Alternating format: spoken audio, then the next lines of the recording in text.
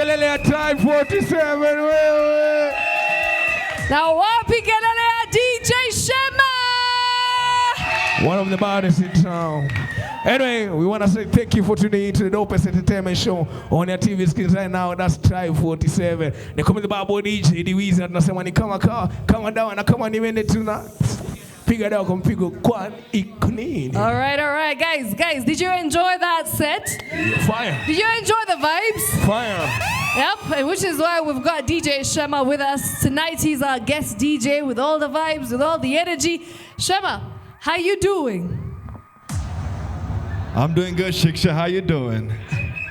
It feels good to be on this show. I'm looking forward to this as always, man. Amazing. And shout out to all the dancers in the building tonight for doing their thing, man.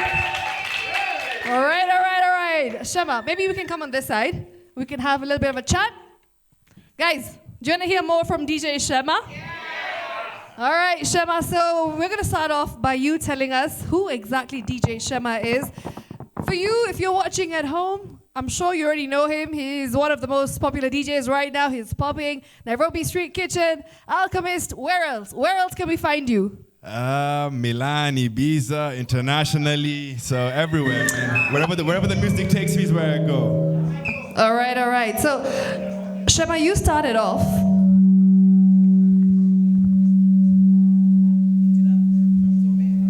I think that's better now.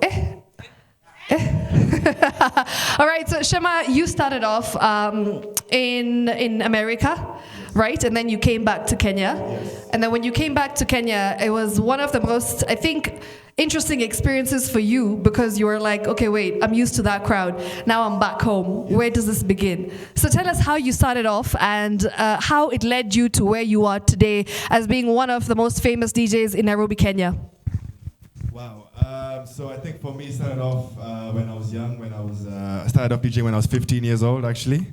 And I spent about 5 years in Atlanta, where my music grew. And then from there, I moved back home during COVID, which was meant to I was meant to come back for just a couple of days to see my parents. But again, 4 or 5 years later, I'm still here. I'm still doing what I love doing. Here we are, 4 or 5 years later. Yeah, 4 or 5 years later. Yeah. So guys, it's nice to see when a young DJ is out there, he's doing it big, he's making it big, he's DJing with the OGs, with the likes of G Money. Do you know what I mean? Like you and G Money have a very interesting connection as well. Yeah, he's like my uncle at this point, I mean, Yeah. G has seen me grow up since he came to Homeboys, and he's mentored me. And funny thing is, we actually live in the same building now. So it just shows you how life is crazy, Amazing. And are you now mentoring the younger generation of DJs? Yeah, so I am mentoring a few DJs right now, especially with my NSK Thursdays, where I have a lot of young guys who come up there, give them a chance to play, because that's how I started too. Somebody gave me the chance to play, and so for me, it's all about giving back to the people, Amazing. Shema, how would you compare the Kenyan DJing scene and the Kenyan music scene to America? Honestly speaking, I think Kenyan DJs are the best DJs that we've had in the world. Yeah, that's right. All right. I can definitely stand on that and say with my chest that Kenyan DJs are actually top tier. Even me as the Kenyan DJ, I'm still learning from other Kenyan DJs that are playing right now. The young ones and the OGs in the scene too. Okay.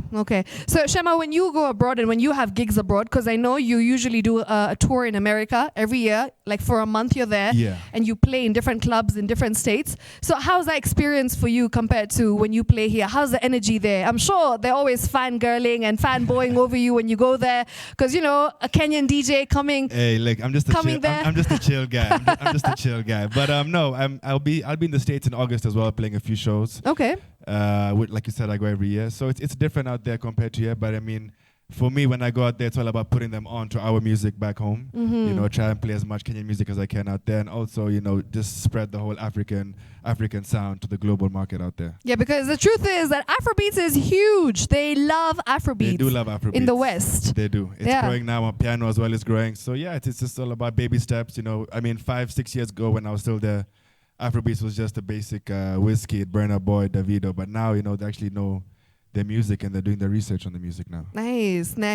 So Shema, 5 years ago, if someone told you that, you're going to be one of the top DJs in the country, would you ever have thought that this would be a reality? I mean, to be fair, I manifested it, so I guess, whatever you manifest, if you work hard towards it and you put your mind towards it, then, it's going to happen, you just got to grind it out. Amazing. And lastly, as we wrap up the interview, what next for Shema, the DJ? What next? A lot of things up next. A lot of big events I'm trying to do. A lot of big artists that are coming down. I can't really say much right now, but just stay tuned. I got you guys. There's a big show coming up in a couple of weeks. So, yeah. And if they want to follow you, those watching at home, how can they find you on social media? Those watching at me, you can check me out on Instagram at Shema_DJ. You can check me out on Twitter at Shema the DJ. Yeah. Amazing. All right, make some noise for Shema. Okay, Shema, as we get into the break, one last jam, guys. Are you ready? Yeah? Yeah, Shema? Are we ready for Yeah, let's do it right now. Okay, let's do it. Let's do it.